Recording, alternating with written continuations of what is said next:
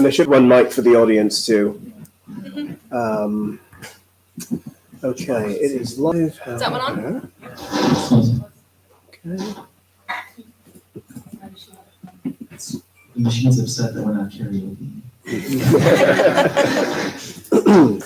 Turn off that one and see if it makes a difference. Turn it off. Yeah, that's the one that you got. Yeah. Maybe it's just that mic. So maybe we should use this one for audience questions because if the question sounds funny on here, we can always just repeat it up here. So the better functioning mic will be for the speakers up here. You got it? Yeah. Did you text me the link? Okay, we're live. And there it is. Okay, send you the link.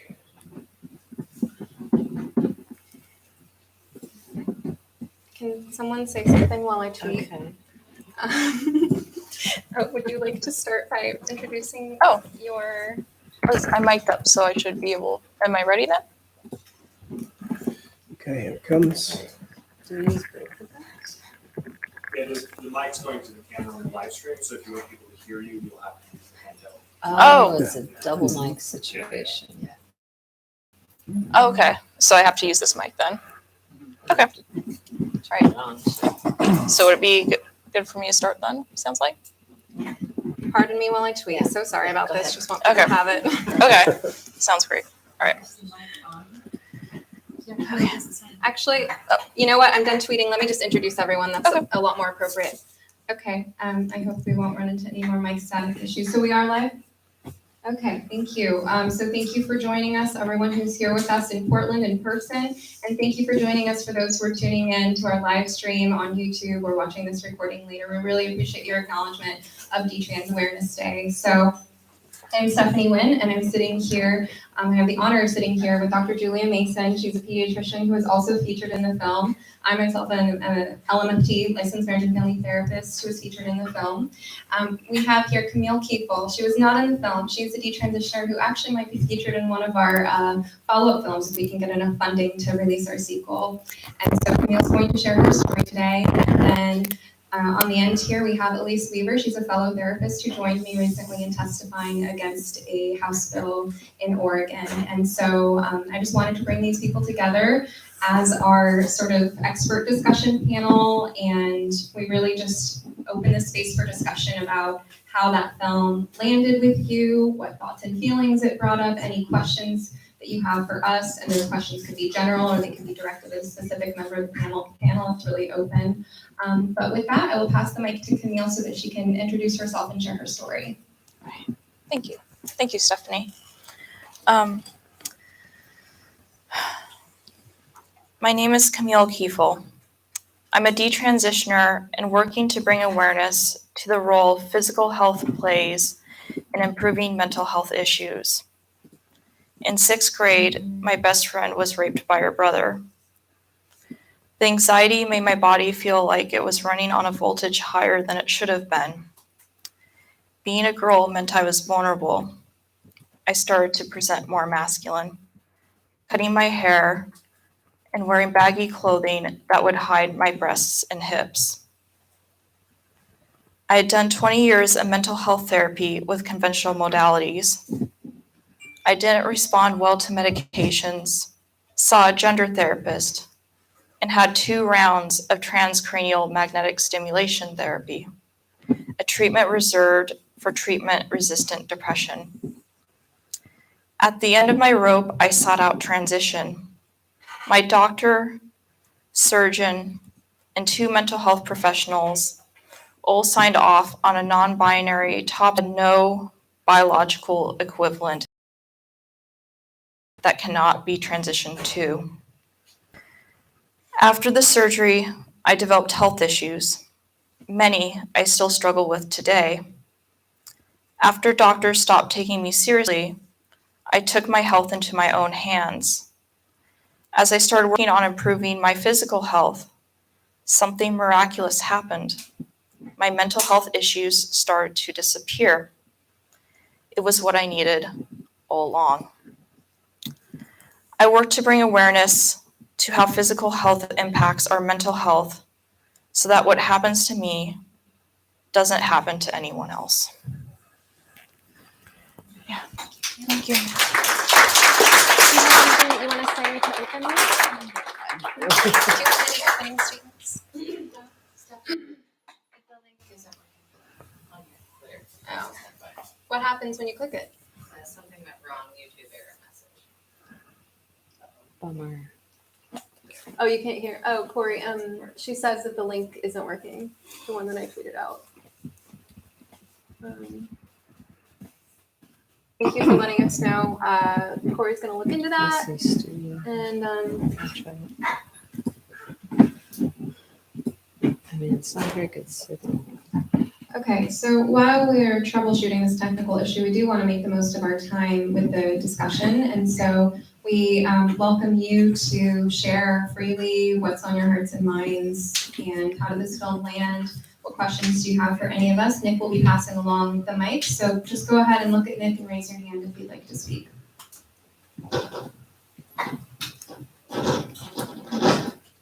First of all, I want to thank you for everything you're doing, and I'm really glad to be here. I'm a school teacher. I won't say what my name is because I guess it's mainstream. And I started getting concerned 4.5 years ago, and it just as I went down into the rabbit holes that exist, I started getting more and more concerned. I've seen the kids right in front of me. I guess my question, maybe to the mental health providers, is where they start is with a name. And they start with a pronoun. We are told in school that what we should be doing is introducing ourselves with our pronouns, ask them what their pronouns are, make sure we note it down. There are people who are really thirsty for this ideology, and they come into school buildings and they come in like a tornado and they make everybody feel like you cannot say a word. I teach in a conservative right-wing community and everybody's on their back leg. So with the names, the pronouns, it seems, considering what we've seen today, like the extent that a person could go, to me that's the door to open to this. I don't know how to respond back. I've had the unicorn put in front of me a number of times. I teach a foreign language. I've had the unicorn put in front of me in that foreign language, in the country where I was visiting. It's everywhere. It's really, really, really present in foreign language because these are linguistic movements. It's really hard to push back because then you get patronized, you get told, well, I'm sure you want to do the right thing, but my students appreciate it when I recognize their gender identity. So it becomes difficult. I mean, the first step, I think it's a gateway to this. I think it should be not introduced to anybody. And well, anybody at all, it's nonsense, but anybody who's not capable, anyone under the age of 18.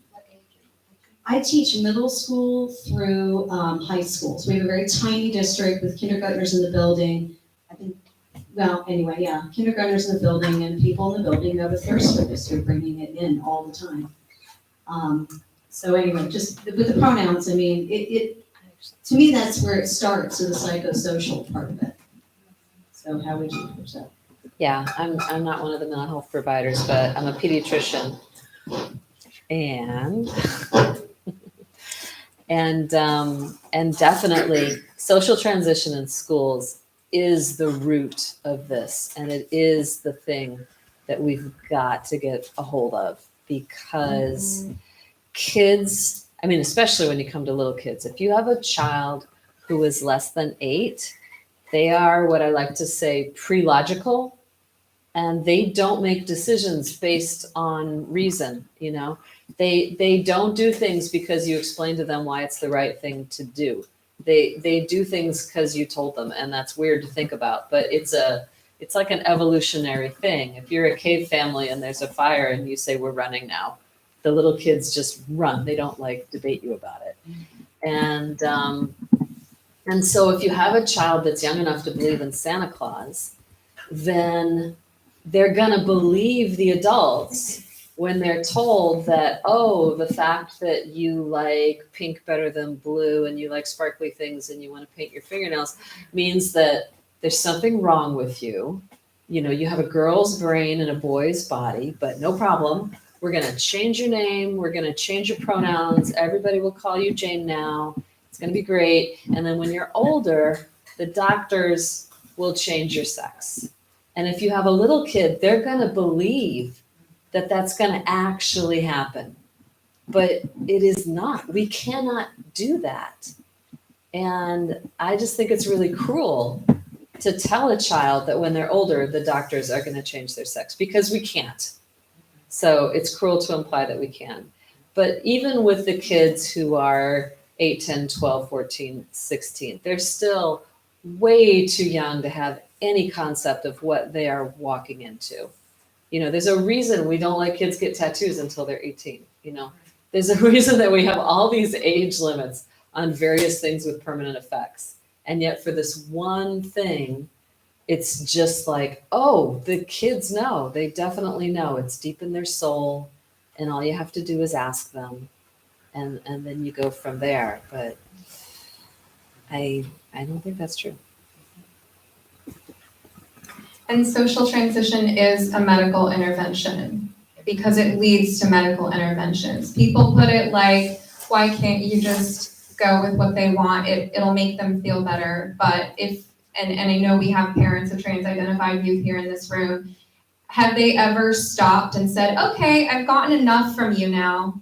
All I need is just call me this or get me that, and now I'm happy and I move on with my life. Have you ever seen that happen? No, that's why I described it like that dangling carrot. It's the chase, right? So it begins with social affirmation, and then there's a hunger for more and more affirmation and transition, and it leads to medicalization. And there's absolutely a reason that they're starting this younger, because the younger a kid is, the more years they have to get entrenched in it, and the longer the distance is between the time that they decide on their so-called identity and the time that the needle and scalpel appear.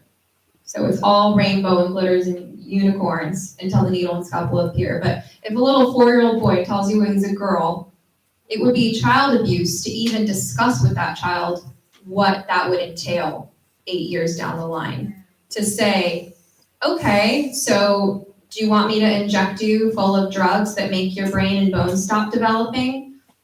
Do you want me to fill you with synthetic chemicals and chop off your body parts? I mean, it's horrific. You wouldn't say that to a little child, but there's a reason that they want to indoctrinate children at such an early age with this idea that it's all just about your social identity, because they're divorcing it from the reality of what that leads to.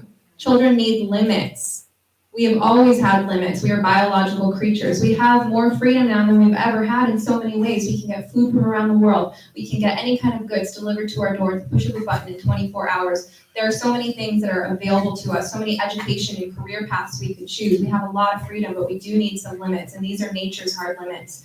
These are some of the few things that you can't decide for yourself. You can't decide what sex you are. All right, next question. Or sorry, did anybody, Alise?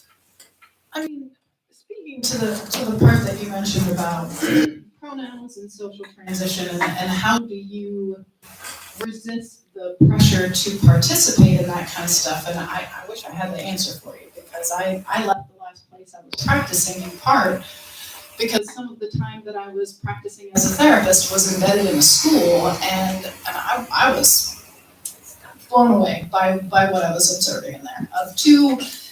And that's one of the things that drives me nuts about some of the folks that want to look at this issue as if it's all money driven and profit driven. Your counselors in schools are not getting kickbacks because they are, funneling kids along this path. There's something else that's driving that behavior for them. And a school that I was at, I met within one semester of being there 2 kids who had been socially transitioned without the knowledge of their parents, but with the full support and encouragement of people who mean well. They mean well. Like, that's the most frustrating part of this whole thing is how do you convince people that what they think they're doing that's helping is not really helping? And even if you just don't participate, I've sat in meetings where the convention of sharing pronouns at the beginning happens and I don't do it, and somebody does it for you. Like, it's mental. It's really mental. That's not. Do you have anything to add to that? All right, next question. Hi there, my name is Karina, and I'll keep my personal bit short, but I am a desisted person or re-identified woman, and I also have both a niece and a nephew who are trans-identified have a lot of gay and lesbian people in my family. And so, this is an issue that's very close to my heart. In my personal life, I, grew up being very, quote, gender non-conforming in my presentation. Same with my niece and my nephew. After desisting, I felt very much that I had to be very feminine and, conform to a lot of different stereotypes, including but not limited to shaving, wearing dresses, worrying a lot about my weight, makeup, that sort of thing. And then it wasn't until much later that I started to become more comfortable with myself again and realizing that my sex or my gender or whatever didn't need to at all be connected to my presentation, that isn't and shouldn't be a social necessity. I do see, especially along the lines of people who, especially parents and family members who are concerned about their children and becoming trans-identified, that especially those who are kind of more on the right wing have a lot of concerns initially regarding, number one, sexuality, and number two, about presentation. And I wonder how you would recommend or how you personally handle and talk about presentation in a way that doesn't suggest that has anything to do with or should have anything to do with transition. Do you understand my question? Yeah, I think I hear you. Thank you for being here and sharing your story, Karina. Does anybody have a response to that? I mean, I'll start off by saying I think that it's become like a self-reinforcing cycle because parents come to me who, like, I am confident that if we were in a different environment, if this was not a problem that parents were afraid of their kids getting involved with, and like their daughter wanted to wear her hair short or whatever, like they would not care. Like, but it's that they're afraid that how their kid is presenting means that the kid is going to interpret that as I'm trans and I have to medicalize. Like that's a problem I've seen a lot more often.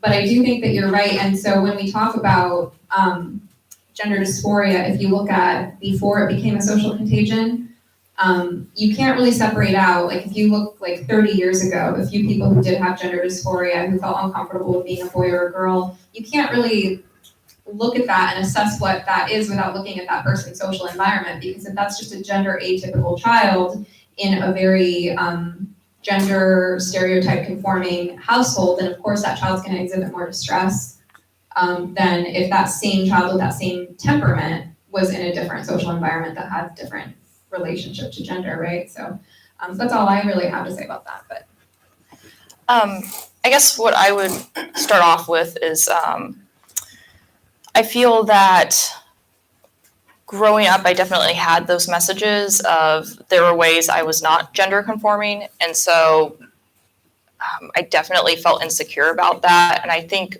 for me, I also didn't have a lot of confidence. And I found that once I would say, I almost think of it as like having a strong foundation. So once I started addressing my physical health, and that included diet, which I, for the longest time, I had been pescatarian. So I was eating fish as my only meat. And then I started adding other meats in as well. And as I described earlier, it just like, it felt like my body was on a voltage higher than it should have been. And I was very dysfunctional. And once I started addressing my physical health, what I was surprised too was my confidence grew. And so I was more secure in myself, and I didn't need to justify, liking the things I like. That I liked the, Fight Club and stuff like that. Like, that I liked things that weren't traditionally feminine, and I could be okay with that. And it didn't make me any less of a woman for doing so. So, yeah.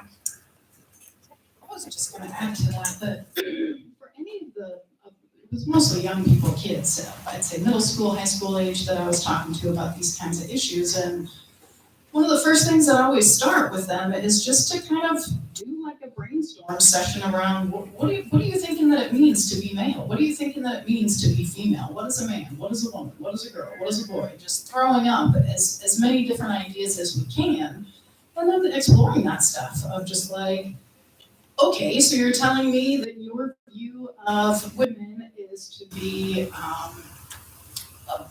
give me some stereotypical female things. A mom, and that was one thing that she did not want to do, is to be a parent.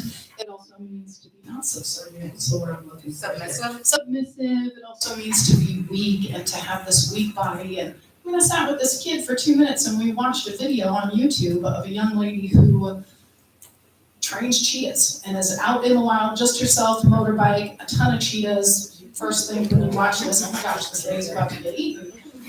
How does this fit with the idea of femininity that you had? That's a woman. In some ways, she looks very stereotypically female, but she has a whole field of cheetahs, like, not going there. So challenging those ideas, exploring what does that mean to be male or female, and are we sure that we have a comprehensive understanding of those terms?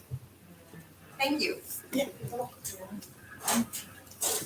Next question. Okay, Thank you. I wanted to make an observation about what was said here from the school teacher, because that's something that my family went through. We've been through public schools for a year.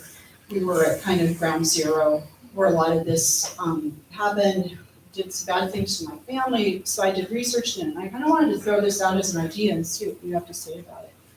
One thing that occurs to me is, I did the deep dive on how this bubbled up through the military, through the court systems, then to the public schools, by people who did not have goodwill in some cases. And now we find ourselves in a situation where people of goodwill don't know where this came from and are asking themselves these questions about, how do I stand up to this? What should I say? And I think it's important to take lessons from history that teach us that it's not always the best question to ask, what should I say? But to ask, why are they doing what they're doing? Why do they say what they say? There's a whole body of literature on child soldier movements. Why do political ideologies need child soldiers? Because they are afraid to engage with adults, because they are losing an argument with adults. Don't underestimate the power of goodwill and speaking up. You have more allies than you realize. I wish I had known you when my kid was in school. And recognize this is something that requires 365, 24/7 propaganda, coercion, and child soldier techniques to win. What does that tell you about the power you have? Is that bold or? I hear what you're saying, Kate, and I love it. And I couldn't agree more. We have to bear in mind that we live in a day and age where we have more knowledge of the human psyche than we've ever had, combined with better artificial intelligence than we've ever had. Our phones can read our emotions and predict our behaviors through our behavior interacting with the social medias and the screen. And so when we have this level of facial recognition and behavior pattern recognition, we don't have to use 20th century tactics of war, right? How do you get your opponent, if you're going to war, to do what you want them to do? Well, you make them think it's their idea. And this movement has done a really good job of getting people to self-destruct. It reminds me of the parasitic, the cordyceps mushroom and the ant. I don't know if anybody's seen how cordyceps mushrooms behave with ants, right? But same with toxoplasmosis in cats and rats, right? There are parasitic organisms that will get their hosts to behave against their own best interest. And that is exactly analogous to what we're seeing here today. Anybody else? I guess to add a little bit to, just kind of remind me of how I think the saddest thing is how a lot of these kids and young adults are struggling, and they're being sold this idea that this is going to make things better. And I remember being right out of high school and being so depressed and being introduced to gender ideology in college. And I thought that was it. Like, it was this, I'm okay now. Like, I wasn't okay liking the things I liked, and that this was sold as like, this is it. Like, you're okay now. And there's got to be a better way than medicalizing people to make them feel, or to what they would think would make them feel better. And so, and the sad thing too is, I mean, it took me a year and a half to realize that I made a mistake. And so and I've heard people, 8 years. I mean, it's just, I don't know, it's just sad, the whole thing. And just a lot of people are hurting, and they're being sold this idea that this can really help. So, yeah.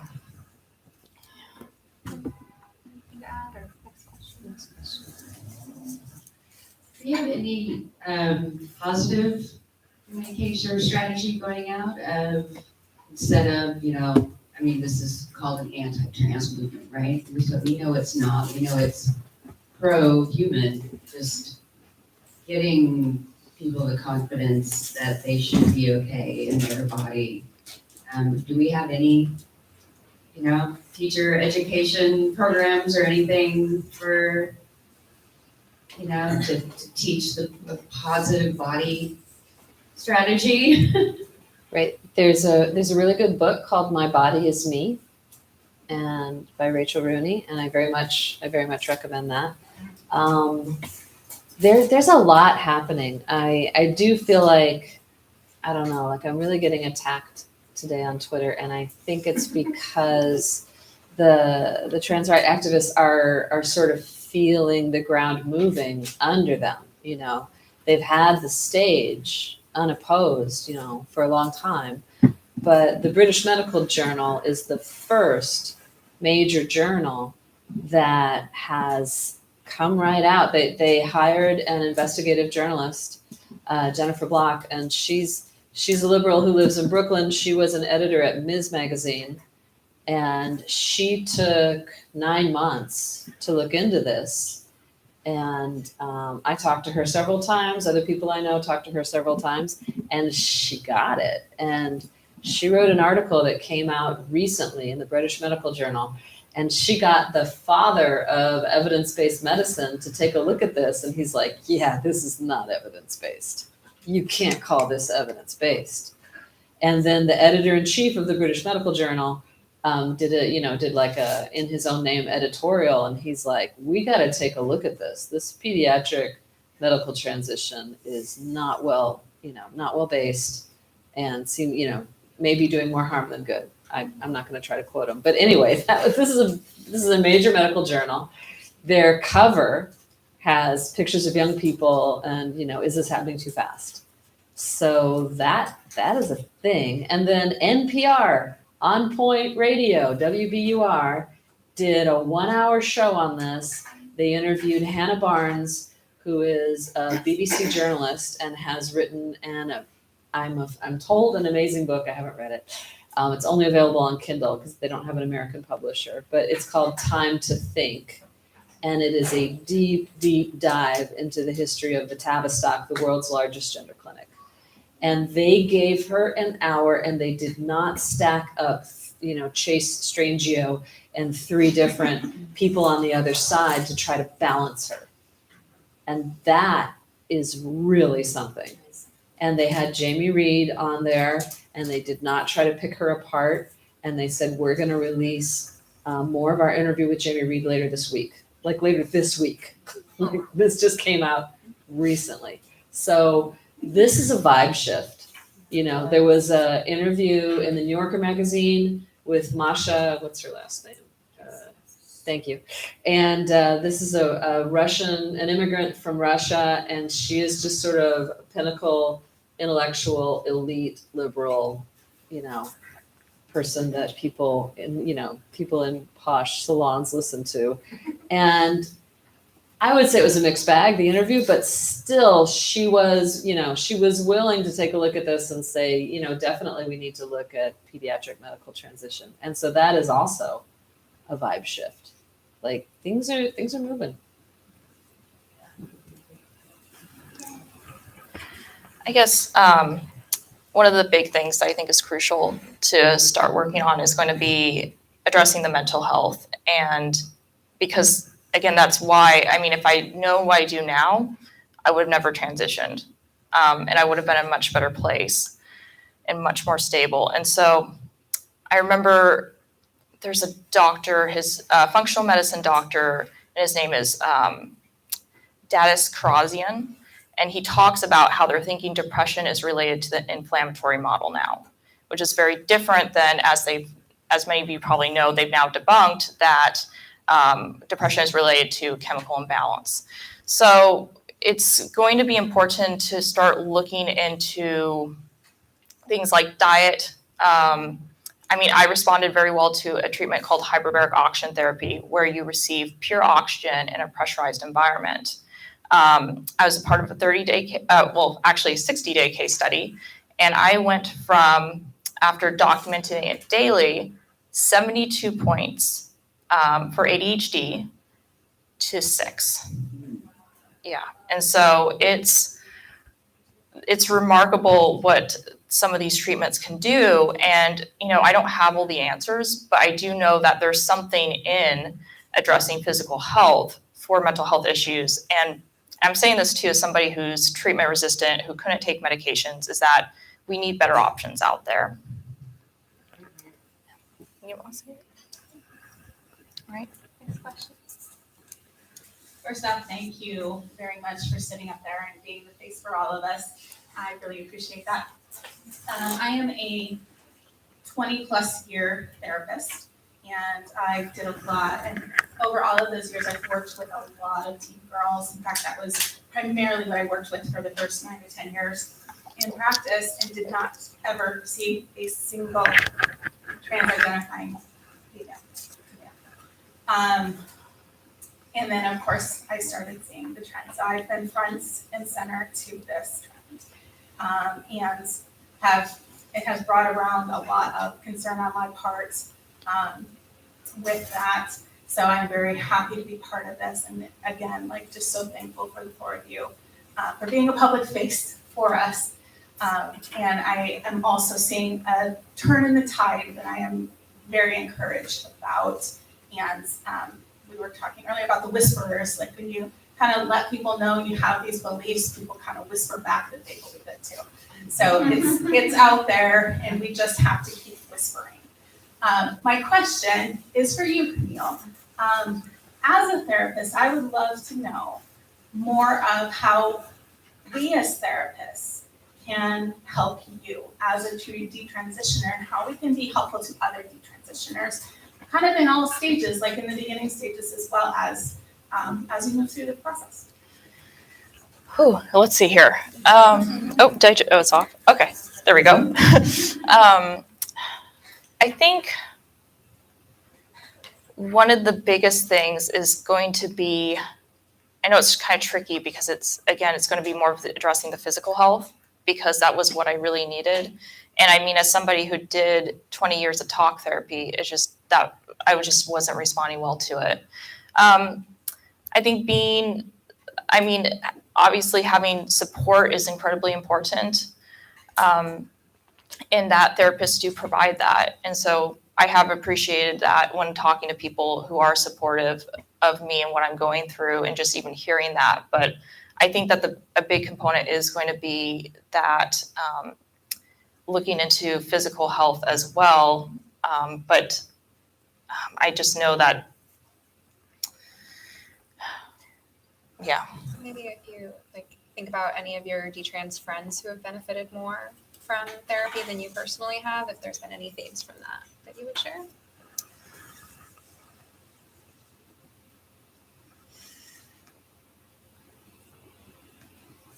Yeah, I think that the biggest thing is that, unfortunately, what a lot of my detrans friends have experienced is that they've been told to retransition. So that's not something that, unfortunately, that is a reality.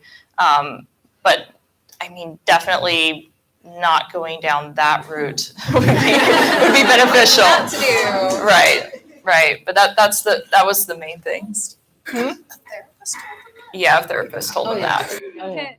Can I say something? I know the question was not for me, but like, I am a therapist who's worked with detransitioners clinically, but also personally, like forming friendships and interviewing them on my podcast and just amplifying their voices. And obviously I have a lot to say on this issue, but one thing I just really want to highlight is the importance of trust and how deeply trust has been broken for people who have been through this. I mean, they turned to people for help. And this is what happened, right? And I mean, you know this, the person who asked the question, like so, but just because you posed the question and there are other people thinking about this, I just want to point that out, that like, there are people who have been through this trauma who are now every day suppressing homicidal levels of rage to the people who did it to them, right? And so a lot of detransitioners will never talk to a therapist again. And so I think like deep, complex trauma and real issues with trust in therapists. And so as a therapist, you have to steel yourself and be prepared not to take any of that personally and be prepared to manage your countertransference and deal with whatever's going to come up and earn their trust, whatever it takes, because their trust cannot be taken for granted. It's really miraculous. If a detransitioner is willing to go to a therapist for help, and a therapist ever had anything to do with ushering them along this path, that's really like a miracle that needs to be appreciated the moment they show up for therapy. That's just like one element, but I wanted to mention it because I think it's important. Okay. One more thing to add to expand on what Stephanie was talking about. Doctors are another issue. I've had, and for me, what had happened was that I had these doctors who took me seriously at first, and then once they thought I had psychosomatic fever, stopped taking me seriously.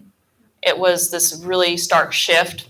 I went to a neurologist, and once I had an MRI done, he didn't see anything wrong with it. And so I said, okay, what's the next step? And he said, sertraline is the issue. And I'm like, well, what happens if the sertraline isn't the issue? And he said, sertraline's the issue. And I had never felt in my entire life like a doctor, like I was wasting a doctor's time before. And so doctors are going to be, I imagine doctors, surgeons, other therapists, that detransitioners are going to have a lot of trauma around that, and they're less likely to trust them. And I mean, I'm going to be honest, I don't want to ever have to deal with a conventional medicine doctor again after what I've been through. So I've heard those stories of detransitioners who had all these comorbidities that were completely ignored on the way into transition. And then when they say to their providers, I think I've made a mistake, I think I'm not actually transgender, then all those comorbidities are thrown in their face. So there's a young woman in Washington State, who went by Mother Athena on Twitter, and she was autistic, and that was not a detriment to her getting her breast removed as a minor. But then when she detransitioned and she wanted Kaiser to pay for reconstructive surgery, they're like, well, you know, you're unstable and you're autistic, so why should we think that this is what you really need right now? And Richie Heron, a detransitioner in Britain, had OCD and other issues. And it wasn't until after he went back and said, I think I've made a terrible mistake, they're like, oh no, it's just your OCD and you just had surgery. And so it's a post-anesthetic complication that you feel like this was a mistake. And Michelle Oliva in Canada, it was the same thing. It was like after she detransitioned is when, all these comorbidities. There are many, many pathways into gender dysphoria and possible transition. And there are many pathways out. I think that's one of the major messages I want to get across. All right, great. We'll take the next question. Hello, I have a question in terms of why now and why this, and especially in terms of kids and young people who grow up with an online pervasive environment, and to what degree do young people now have an ability to connect with people all over kind of live in a state of unreality, as well as also the pervasive and free availability of pornographic images, which like anyone can access at any time now. Well, I'll speak to the porn part, because you're right that there's a connection there, especially if you think about it from the standpoint of a young girl. And I encourage all the women in the room to remember what it felt like to be, 12 years old and having your first crushes. It was very innocent, right? And those are strong feelings that you have. But when you are just a young, developing person living in the fantasy world of a girl who's having her first crush, and you're exposed to pornography, or your peers are exposed to pornography, it completely changes the landscape of how you're forming a sense of what sexual and romantic relationships can be or should be, or what's going to be expected of you if you get into one. And then where girls go for the, the innocent romantic stuff that matches their feelings is the anime and things. I don't know, you know a lot more than I do about that. Did you want to say anything about that? I know I kind of drove it in the anime direction. In the anime direction? Okay. I was just gonna, let me just finish my thought and then you can add to it. So I don't know as much about anime as Camille does, but I do know that for the girls who are exposed to anime that shows romance, it's a lot more friendly to a young girl's sense of romance, right? So porn is basically traumatizing these kids. They're getting exposed to gruesome images way too early. And even for the kids who are protected enough that they're not seeing the porn, you have to think about how their classmates who are seeing the porn is shaping the culture and the way that boys approach girls. I mean, I've heard multiple stories now of young women who their first kiss, a guy tried to choke them because of what porn has done to the culture. Right? And he's not even thinking this is sexual assault. He's thinking this is what girls like. That's what the culture is like right now. That's just where we're at. And so of course, that's going to drive the desire to opt out of being a girl if being a girl and becoming a woman means being abused in the ways that you're seeing. That's my thought on that. I don't know if you had anything to add. Let's see here. Oh, Okay. go. Well, the other thing about the internet connectivity that I was going to mention is it's horrifying to me, and I would imagine our therapist that spoke back there a minute ago talked about most of your practice being with young females, that the amount of young girls who have been sexually exploited online would just depress anybody in the room. Like, it's just amazing to me how often that happens, generally speaking, in the context of a relationship that the young person thinks is a genuine friendship or romantic partnership. And before anybody's aware of the scenario, there are oftentimes multiple videos, photos of this person circulating the internet, sometimes among their classmates in the school, and that's a new one that we didn't used to have to deal with. So that adds another layer of complication to it. I was just going to add about, I feel, especially what happened with my friend, it's like seeing all these sexualized images of women growing up, it's definitely made, like, I didn't feel comfortable with myself. And so, again, that's why I was hiding myself as well, it's not only what had happened, but to her that made me uncomfortable, but it's also these imagery of this is what men think of me and how can I protect myself from that. That had an impact on me as well. You might have to cut me off. I have a lot to say about porn. So the porn is so huge. It's so huge. I say this to my patients all the time. The parents have no idea how much porn the kids are consuming from very young ages. We are currently conducting an uncontrolled experiment on what happens to an entire generation of young people who are exposed to nasty, violent porn from preteen. So the thing about porn, okay, so porn is for men, and the point of porn is to get men to pull out their credit cards to pay for the good stuff, right? And when I was a kid in the 70s, the good stuff was like, she's got breast implants. Oh, wow, that's so exciting. Look at her boobies, they're big. But now an 8-year-old boy can find a picture of a woman with breast implants. So that is no longer like exciting. No one's gonna pay for that. So then they had to go, more exciting, more deeper, more interesting. And, through the 80s and the 90s and the noughties and and the teens. And now it's just gotten really friggin' weird and dark and nasty. And I remember when I was a young person, there was a thing with the comedians making jokes about how there's porn for everything. Well, the thing is, anything anybody searched for showed up. And now it's all out there.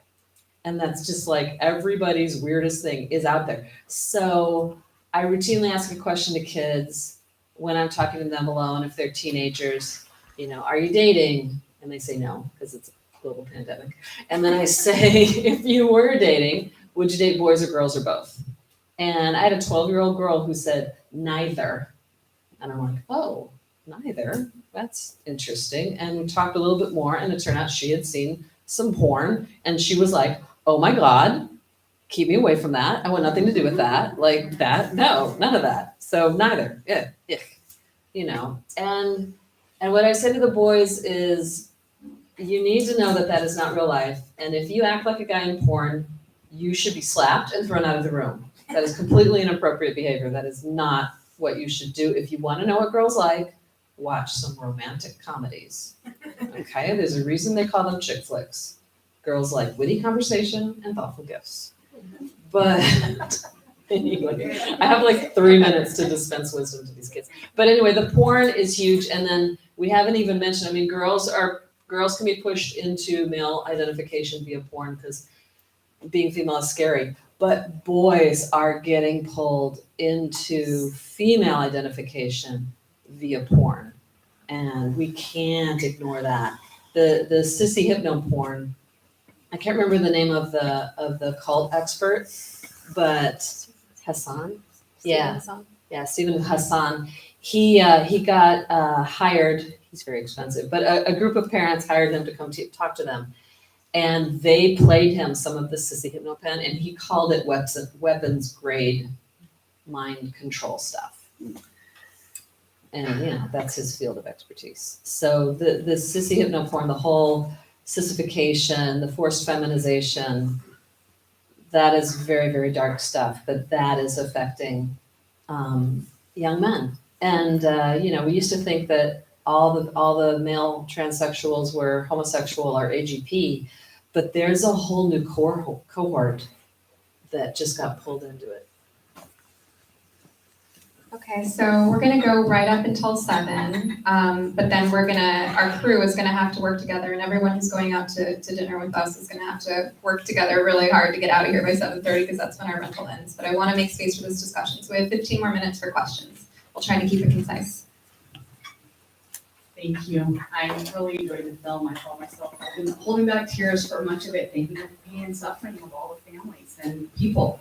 And I was hoping you could speak to a little bit more of the current laws in Oregon and the affirmative care model and how it ties your hands as therapists and what you're able to do and not to do. And I watched your testimony at the state capitol. It was incredible. Thank you so much for doing that. And how's it affect?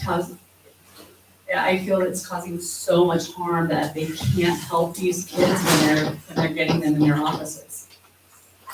So that's a great question, and I'm glad you asked. And the testimony you're referring to is a testimony that the 3 of us did against Oregon House Bill 2458, which would have sought to eliminate the stipulation on the existing law that it only applied to minors. So the law that was being proposed would basically extend the so-called conversion therapy ban to people of all ages, not just minors. But conversion therapy is a real misnomer, because that same word that's used to describe some really horrifically abusive practices of the 20th century to try to decondition homosexuality out of people through trauma and abuse has now been used to it's turned into the acronym Sexual Orientation and Gender Identity Change Efforts, which could mean anything because it lumps sexual orientation and gender identity together. Sexual orientation is pretty fixed. Gender identity is incredibly fluid. It doesn't actually exist. It's a made-up thing. It's a self-concept. But to lump the two together and say that any so-called change efforts on the part of a therapist are forbidden, just really opens the door for abuse of that law. So it's not that it's written into the law that, there's not like a law that says, if a therapist meets a person who identifies as trans or non-binary, the therapist must use that person's name and pronouns and must never question it. It does not say that specifically. And the thing is that I know from my interactions with my state representatives that it was never actually their intention to ban exploratory therapy. But they didn't understand the scope of the problem with how, when you say that any so-called change efforts for gender identity are forbidden, what does that mean in terms of how we approach gender dysphoria? Because any patient could have an experience in therapy and then later decide, oh, I felt like the therapist didn't respect my gender identity. I felt like they were trying to change it, right? So then it puts you in the position where as a therapist, right from the beginning, how do you refer to your patient? What names do you use? What pronouns do you use when discussing your patient? And that's a situation we have to decide on right from the beginning. And so it puts us in this bind where if we don't use our patient's given name and pronouns and affirm them right from the beginning, there is that risk that we will suffer a complaint. And I think too many people are just afraid to go through that risk in the first place. Did you have something to say about that? Did anybody? Sorry. Yeah, I want to make time for more questions. We'll move on to the next one. All right, thank you for what you guys are doing. My question is the pushback. Everybody's like, you gotta accept this ideology, but it's transcending through everything and through government, through schools, through society. If I even post a tweet against it, it's like the haters come out like I'm a transphobe or something. So, and we know how deep this goes into the sports and the Woman of the Year at the White House last week. I mean, where is it gonna end?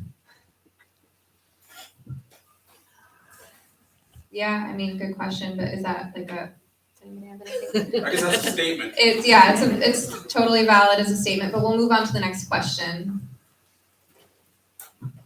Okay, I'm gonna, this is Karina again, but I wanted to piggyback off that and ask a more specific question. So I have been very vocal about this issue personally and have received a lot of blowback online. I actually had my house graffitied, received death threats, all sorts of things like that.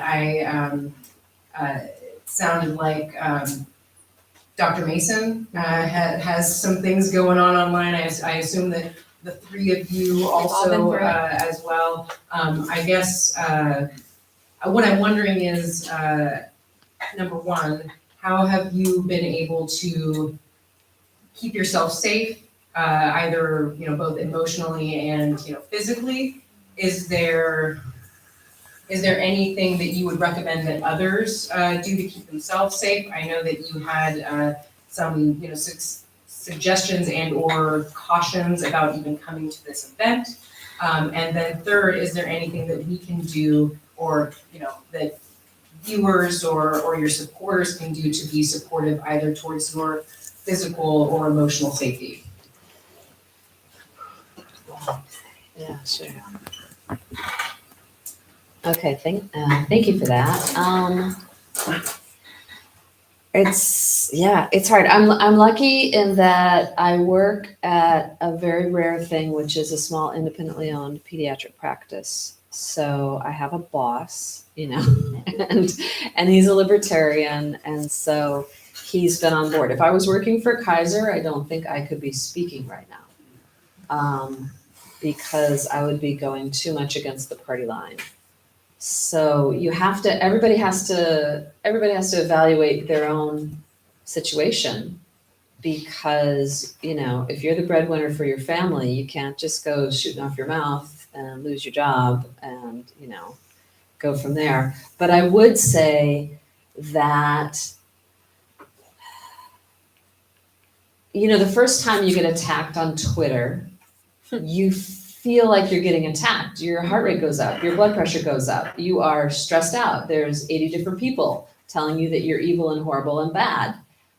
But, you know, the 115th time you get attacked on Twitter, you're like, yeah, well, you know, guys, I've heard it, you know, I was just saying like last night, I know who I am and I know why I'm here. And I'm here because I'm trying to get the AAP to be more reasonable on the topic of pediatric medical transition. I don't really, you know, I'm not a homophobe, I'm not a transphobe. I probably know more trans people than you, dude. So Twitter can get outsized in your mind and experience. I would, you know, I got on Twitter and they're like, we're gonna make you lose your license. And I'm like, yeah, good luck with that, you know, because I know how that process goes and it's not a simple process to get a doctor to lose their license. And right now, the big kerfuffle is that Jamie Reed released, you know, protected health information and it's a HIPAA violation and people are filing HIPAA violations at HHS. And it's like, yeah, good luck with that. She has a lawyer, you know, she's a whistleblower. That's been buttoned down. So internet stuff is internet nonsense.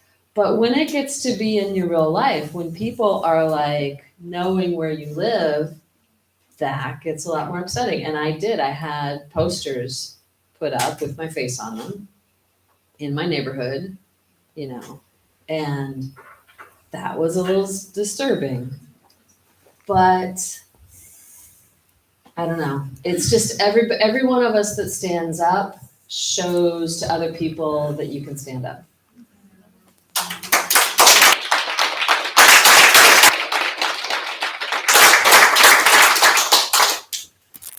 And I don't feel safe.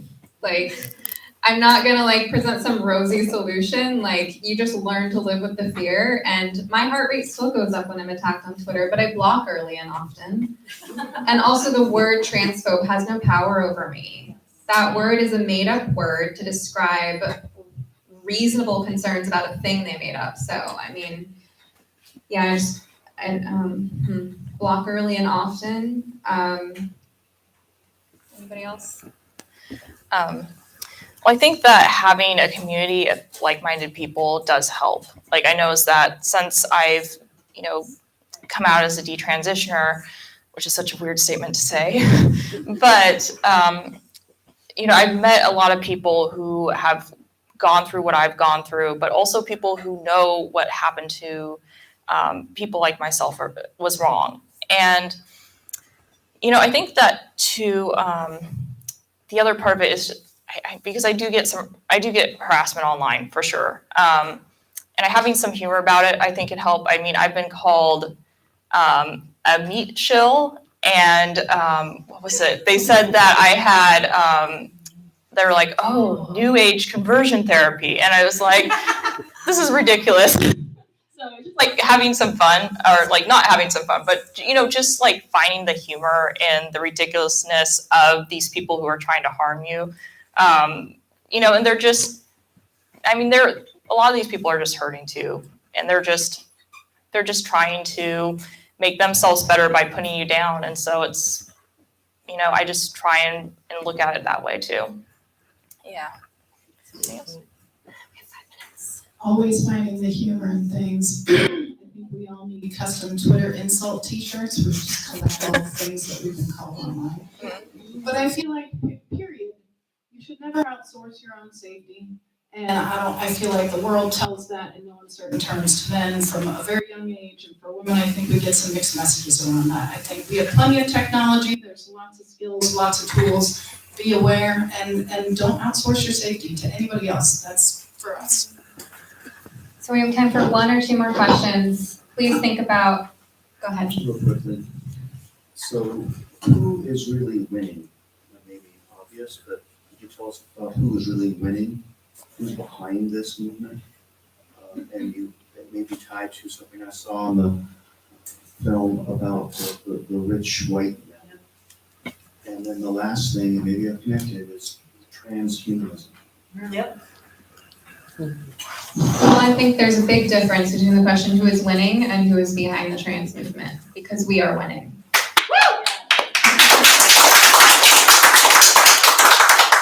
Does anybody else have a response to that?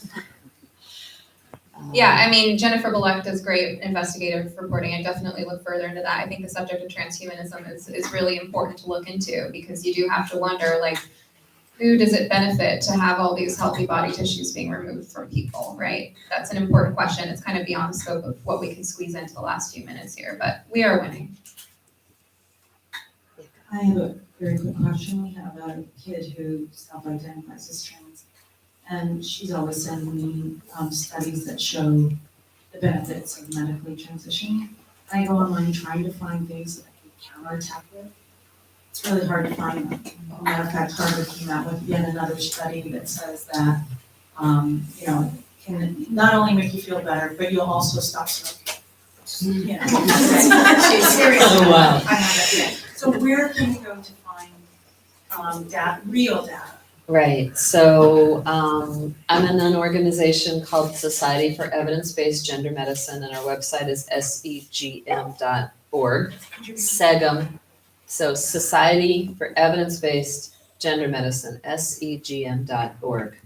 And we've got some things on our website. We need to add more to our website and to the studies page, but that's a good source. The thing to keep in mind is that there's a lot of bad studies, and every country that did an actual systematic review of the evidence, and that is a defined term, where you have to say, these are all the papers we're gonna take and publish that before you do your literature search.